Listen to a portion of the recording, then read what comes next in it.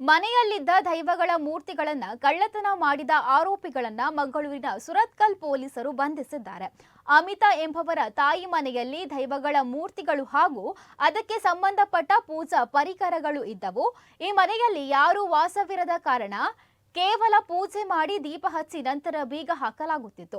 ರಾತ್ರಿ ಸಮಯ ಯಾರೋ ಅಪರಿಚಿತರು ಮನೆಯ ಮೇಲ್ಛಾವಣಿಯ ಹಂಚು ತೆಗೆದು ಮನೆಯೊಳಗೆ ಪ್ರವೇಶಿಸಿ ಸುಮಾರು 1 ಲಕ್ಷ ಮೌಲ್ಯದ ಒಂದು ಬಸಪ್ಪ ದೈವದ ತಾಮ್ರದ ಮೂರ್ತಿ, ಒಂದು ಮಂತ್ರದೇವತೆಯ ಬೆಳ್ಳಿಯ ಮೂರ್ತಿ, ಒಂದು ಕಲ್ಲುಟ್ಟಿ ಪಂಚುರ್ಲಿ ದೈವದ ತಾಮ್ರದ ಮೂರ್ತಿ, ಒಂದು ಬೆಳ್ಳಿಯ ಕಟ್ಸಲೆ, 2 ತಾಮ್ರದ ಗಂಟೆ, 4 ತಾಮ್ರದ ಚೆಂಬು ಹಾಗೂ ಒಂದು ಎಲ್ಇಡಿ ಟಿವಿ ಕಳವು ಮಾಡಿದ ಬಗ್ಗೆ ದೂರು ದಾಖಲಾಗಿತ್ತು.